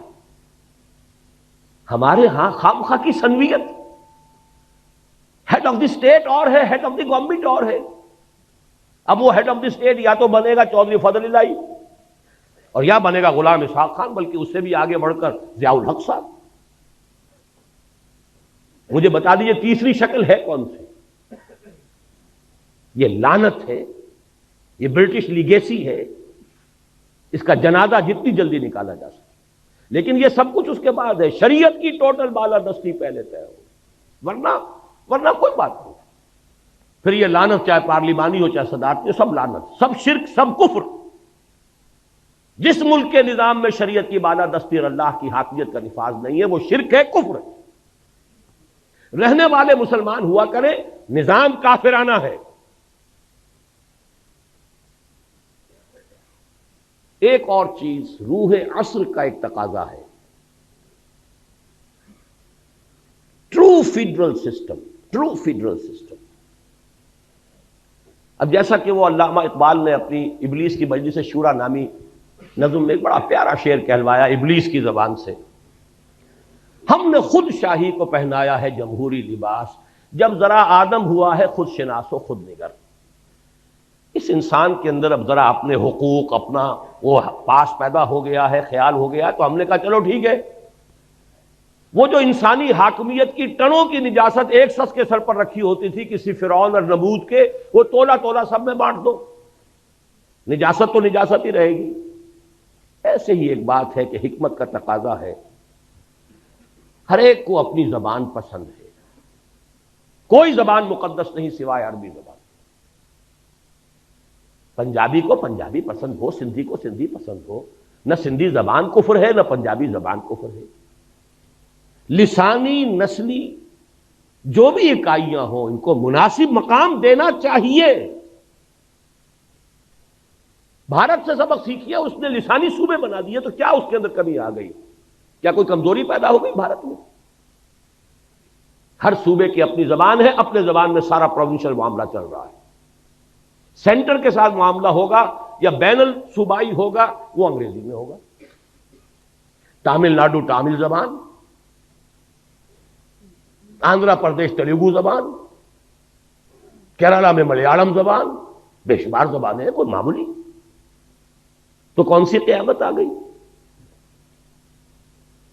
1 کروڑ کی تب نفری کی اگر کوئی لسانی یا کوئی نسلی عصبیت ہے اسے ایکنالج کرو، give it the due respect, اس کی نفی مت کرو. ہاں اس سے چھوٹی چھوٹی تو ظاہر بات ہے کہاں سے کہاں تک تقسیم ہوگا. زبان تو لاہور سے گجرانوالا پنجابی بدل جاتی ہے، گجرانوالے سے سیالکوٹ جا کے بدل جائے گی، وہ اور بات ہے. لیکن جو موٹی موٹی تقسیمیں ہیں ان کے مطابق کوئی حرج نہیں ہے. یونائٹڈ اسٹیٹس آف پاکستان بن جائے کوئی حرج نہیں، فیڈرل گورنمنٹ مضبوط، لیکن یہ کہ اس کے ساتھ اسٹیٹس کو آٹونومی دیجیے، اپنا ڈیولپ کرو. ہاں شریعت کے خلاف کوئی شے ہونے نہیں دیں گے، یکجہتی کی ذمہ دار فیڈرل گورنمنٹ ہوگی. آج دنیا میں نظام چل رہا ہے، امریکہ کا نظام اور ہے کیا، صدارتی نظام، وہ بھی لیا ہے خلافت سے.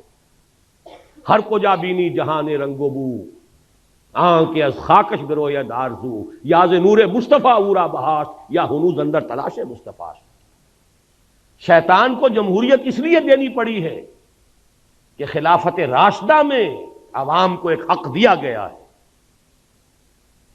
مسلمانوں کا منتخب خلیفہ ہوگا، مسلمانوں کی رائے ہوگی، امر المسلمین ہوگا. تاریخ انسانی میں پہلی مرتبہ اسلام نے دیا ہے، تب شیطان کو بھی پیروی کرنی پڑی. تو اب اگر کوئی دنیا کی اچیومنٹس ہیں ان کو ایکنالج کیجئے. تیسری بات یہ، اور یہ جیسا کہ میں نے عرض کیا سندھ کے مسئلے میں سیاستدانوں کے اپنے معاملات ہوتے ہیں، کبھی الطاف حسین صاحب کا کوئی بیان آ جائے گا، کبھی کوئی بیان آ جائے گا، کبھی صوبہ چاہیے کبھی نہیں چاہیے. وہ تو سیاست میں تو سیاستدان پیترے بدل بدل کر اپنی جو بھی اس کے ساتھ نیگوسیشنز ہے، بارگیننگ ہے، بدلتی رہے گی. لیکن میں ڈنکے کی چوٹ کہتا ہوں اور بہت عرصے سے کہہ رہا ہوں، کوئی حل نہیں ہے اس کا سوائے اس کے کہ چھوٹے صوبے بنائے جائیں. سندھ کی تقسیم نہ ہو تو کوئی حل ہے ہی نہیں. 1 کروڑ سے زیادہ ہے کم سے کم مہاجر اردو اسپیکنگ، اس کو ایکنالج کیجیے. کوئی تو علاقہ انہیں دیجیے کہ ہاں یہ ہمارا ہے. انہوں نے یہ کہا تھا ہم نے ایک زمانے میں کہ ہمیں صرف کراچی کی کارپوریشن جو ہے، جب وہ کارپوریشن پہ آ گئے تھے، ہمیں یہاں 2 چیزیں، پولیس ہمارے تابع کر دیجیے، ٹریفک ہمیں دے دیجیے. کوئی دینے کو تیار نہیں. کچھ تو دو. اگر آپ ڈپرائیو کریں گے، احساس محرومی اس انتہا کو پہنچا دیں گے. میں نے کتاب لکھی تھی مسئلہ سندھ، استحکام پاکستان اس کے لوازم 10 سال پہلے کی کتاب ہے، اور اس کے بعد مسئلہ سندھ پر۔ سیاستدان نہیں ہوں، میدان میں نہیں ہوں، بازار سے گزرا ہوں، خریدار نہیں ہوں، لیکن حالات کو جانتا ہوں۔ مجھے بصیرت اللہ نے عطا کی ہے، سرما ہے میری آنکھ کا خاک مدینہ و نجف، مدینہ و نجف کی بجائے کہہ دیجئے ہماری آنکھ کا سرما ہے قرآن اور سنت، اللہ کی کتاب اور اس کے رسول صلی اللہ علیہ وسلم کی سنت، اس کی احادیث، یہ بصیرت ہے ہماری کی۔ تو نظر آتے ہیں، حقائق نظر آتے ہیں۔ آخری بات یہ کہ سرکاری زبان کا طے کیجئے کہ یہاں پر عربی ہوگی، اور فوری طور پر عربی کی پہلی جماعت سے تدریس لازم،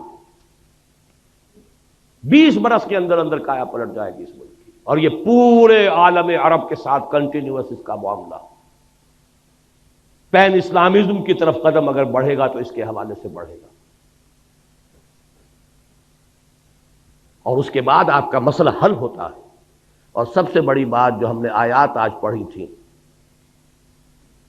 بنی اسرائیل کے بارے میں وہ ساری بحث کرنے کے بعد کیا فرمایا تھا، جو ہم پر بھی 100% راست آتا ہے، عسیٰ ربکم ان یرحمکم، تمہارا رب اب بھی تم پر رحم فرمانے کے لیے تیار ہے، وَإِنْ عُدْتُمْ عُدْنَا، لیکن اگر تم نے پھر وہی روش اختیار کی ہم بھی وہی کچھ کریں گے۔ وَجَعَلْنَا جَهَنَّمَ لِلْكَافِرِينَ حَصِيرًا، اور جہنم تو ہم نے تیار کی ہوئی ہے کافروں کے لیے، وہ باڑا تیار ہے۔ إِنَّ هَذَا الْقُرْآنَ يَهْدِي لِلَّتِي هِيَ أَقْوَمُ، اور اللہ کی رحمت کا دروازہ شاہ درا یہ قرآن ہے، آنا ہے سائبان تلے، یہ قرآن کا سایہ ہے، داخل ہونا ہے رحمت خداوندی میں، یہ شاہ درا ہے، یہ دروازہ ہے۔ ان ھذا القرآن یہدی للتی ہی اقوم، سمجھ لیجئے اچھی طرح، میں نے اگر اپنی زندگی کے 30 برس لگائے ہیں اس قرآن مجید کے پڑھنے پڑھانے سیکھنے سکھانے، انجمن بنانے اور قرآن اکیڈمی بنانے اور قرآن کالج بنانے، قرآنی تربیت گاہیں اور کیسٹس، تو یہ کوئی مولویانہ میرا کوئی پیشہ نہیں ہے، میں نے تو سن 54 میں MBBS کیا تھا، یہ کوئی میرا مشغلہ نہیں، کوئی ہابی نہیں، یہ اس تشخیص پر ہے، یہ سارا کام ہوگا قرآن کے ذریعے۔ خار از محجوری قرآن شدی، شکوہ سنجے گردش دوران شدی، اے تو شبنم بر زمیں افتندئی، در بغل داری کتاب زندگی۔ وہ زمانے میں معزز تھے مسلمان ہو کر، اور تم خار ہوئے تاریک قرآن ہو کر، لہذا اس رکوع میں بھی آخر میں یہی آیات آ رہی ہیں، ان ھذا القرآن یہدی للتی ہی اقوم وَيُبَشِّرُ الْمُؤْمِنِينَ الَّذِينَ يَعْمَلُونَ الصَّالِحَاتِ أَنَّ لَهُمْ أَجْرًا كَبِيرًا وَأَنَّ الَّذِينَ لَا يُؤْمِنُونَ بِالْآخِرَةِ أَعْتَدْنَا لَهُمْ عَذَابًا أَلِيمًا۔ لہذا اس کے ذریعے سے یہ ہوگا، پہلی جماعت سے عربی زبان کی تعلیم شروع کیجئے تو لامحالہ قوم بحیثیت مجموعی قرآن سے قریب تر ہونی شروع ہو جائے، اس عمل کا آغاز تو ہو جائے۔ باقی تفاصیل میں نہیں جا رہا، وہ تو یہ کہ ایک جو ہے دستور کی بات طے ہو جائے کہ کتاب و سنت کی بالادستی، دی بال ول بی سیٹ رولنگ، وہ تو گیند جو ہے چل شروع ہو جائے گی، بھئی یہ حرام ہے چھوڑو، آلٹرنیٹو لیجسلیشن کرو، لیجسلیشن کرتا چلا جائے۔ بہرحال اس کے سوا میں پورے انشراح صدر کے ساتھ کہہ رہا ہوں، پاکستان کے لیے کوئی بچاؤ نہیں۔ اقبال کا وہ شعر کہ اپنی ملت پر قیاس اقوام مغرب سے نہ کر، خاص ہے ترکیب میں قوم رسول ہاشمی، 100% منطبق ہوتا ہے تو پاکستان، یہاں کوئی اور شے نہیں ہے جو اسے استحکام دے سکے، کسی بنیاد پر مستحکم ہو ہی نہیں سکتا سوائے اسلام، اور اگر ادھر نہیں آئیں گے تو اللہ کے عذاب کا دوسرا کوڑا تمہاری داستان تک بھی نہ ہوگی داستانوں میں۔ اللہ تعالیٰ اس انجام بد سے ہمیں بچائے، ہمیں توبہ کی توفیق عطا فرمائے، اور یہ توبہ ان فرد سے شروع ہوگی، اپنی جگہ ہر شخص جو ہے اس توبہ کے لیے تیاری کرے۔ یہ تقسیم منطقی ہے تو پھر سرائیکی صوبے کے قیام کے بارے میں کیا رائے ہے؟ میں تو اس کے حق میں ہوں، میں تو کہتا ہوں 1 کروڑ کی بنائیے، 12 صوبے بنائیے اس ملک کے، اور جو بھی اس ملک کا ویل وشر ہے ہمیشہ یہی کہتا ہے یہ صوبائیت کی لعنت ختم اس سے ہوگی، چھوٹے صوبے بنائیے۔ آپ نے نہ معلوم کتنے نئے ضلع بنا لیے، نئے ڈویژن بنا لیے، نئی تحصیلیں بنا لی، نئے سب ڈویژن بنا لیے، صوبہ معلوم ہوتا ہے کہ قرآن و سنت کا لکھی ہوئی کوئی لکیر ہے، آسمان سے اتری ہے، انگریز کے بنائے ہوئے صوبے، اور وہ مقدس ہو گئے۔ ان کو تو ایک مرتبہ توڑ کر، اور کم سے کم 12 صوبے اس ملک کے جو ہے 1 کروڑ کے انداز کا ایک صوبہ بننا چاہیے، اور اس میں لسانی جو ہے معاملات کو بھی سامنے رکھیے۔ اگر پٹھان کہتے ہیں ہمارے صوبے کا نام پختونخوا بنائیے، کیوں آپ کے پیٹ میں مروڑ اٹھتا ہے؟ کیوں آپ کا نام پنجاب ہے اس صوبے کا؟ اور سرحدی صوبہ نام رکھا ہوا، کون سی سرحد؟ پاکستان کے چاروں صوبے سرحدی صوبے ہیں۔ پنجاب اس کا شمال مشرقی سرحدی صوبہ ہے، سندھ جو ہے اس کا جنوب مشرقی سرحدی صوبہ ہے، بلوچستان اس کا جنوب مغربی سرحدی صوبہ، یا تو سب کے نام یہ رکھ دیجئے، تب بھی کوئی منطق ہے، کوئی دلیل ہے؟ ورنہ ہندوستان اتنے بڑے ملک میں تو شمال مغربی سرحدی صوبے کے کوئی معنی تھے، آج کیا معنی ہے اس کے؟ بلوچستان بلوچوں کا صوبہ ہے، بلوچستان نام ہے کہ نہیں؟ بعض چیزوں کو خام خواہ جو ہے ہم نے اس کے ساتھ الرجی بنائی ہوئی ہے، اور ان چیزوں کو جو پوج رہے ہیں بیٹھ کر کچھ لوگ، کچھ دانشور جو ہیں ان کو اس کے سوا کوئی اور چیز سوچتی نہیں۔ نئے صوبے بنائیے، نئے نام رکھیے۔ کہیں ہندوستان میں تامل ناڈو نام سے کوئی صوبہ تھا؟ اکثریت وہاں کے صوبوں کے نام بدل چکے ہیں۔ آندھرا پردیش کہیں تھا دنیا میں؟ تامل ناڈو کہیں تھا دنیا میں؟ سب صوبے بدل گئے۔ پنجاب جو ہم چھوڑ کر آئے تھے، جو تقسیم کے وقت چھوٹا پنجاب تھا، 3 ریاستیں بن چکی ہیں، اس کی 3 اسٹیٹس ہیں۔ ہماچل پردیش، ہریانہ جہاں سے میرا تعلق ہے وہ علیحدہ ریاست ہے پنجاب، اور یہ پنجاب بڑا تھا۔ بہرحال اگر آپ ایک ملک کی وحدت کو قائم رکھنا چاہتے ہیں تو ان چھوٹے صوبے چھوٹے، اور انہیں زیادہ سے زیادہ آٹونومی دیجیے خدا کے لیے، ورنہ یہ جو کچھ ہو رہا ہے کچھ مفاد پرست طبقات ہیں۔ آپ نے 1 یونٹ بنایا، لیکن یہاں کا جو پنجابی سرمایہ دار تھا لاہور کا خاص طور پر، اس نے وہ بے ایمانی کی ہے، اس نے پنجاب کو یہاں جو ہے 1 یونٹ کا دارالخلافہ بنایا۔ اس سے بڑی بے ایمانی کوئی ہو سکتی؟ ہندوؤں نے امرتسر میں 1 اینٹ نہیں رکھی پاکستان بننے کے بعد، آزادی کے بعد۔ صوبائی دارالحکومت بنایا چندی گڑھ پہاڑوں میں جا کر، اور آپ پورے پاکستان کا ایک صوبہ بنا کر اور صدر مقام بنا رہے ہیں لاہور شریف کو۔ کس حساب سے صحیح ہے؟ جغرافیہ کے حساب سے صحیح نہیں، ڈیفنس کے حساب سے صحیح نہیں، لسانی اعتبار سے صحیح نہیں۔ آپ ملتان بناتے، ڈیرہ غازی خان بناتے، ہر اعتبار سے وہ مرکز تھا، لسانی اعتبار سے مرکز۔ سرائے کی زبان پر آ کر پنجابی، پوٹھوہاری، بلوچی، سندھی ساری زبانیں مکس ہوتی ہیں۔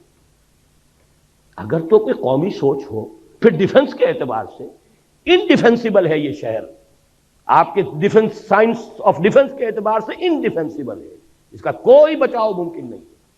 وہ تو اللہ نے بچا دیا، BRB اور دہشت ڈال دی اس نے۔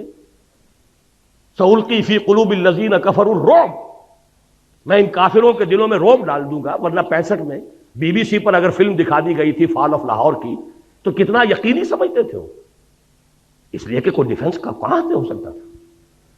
اور وہاں آپ نے سارے جو ہے کروڑوں اربوں روپے کھپا دیا، وابڈا ہاؤس بنا دیا، یونٹ کالونی بنا دی، یہ بنا دیا۔ یہ کام ہونے چاہیے تھے، ڈیرہ غازی خان میں ہونا چاہیے تھا۔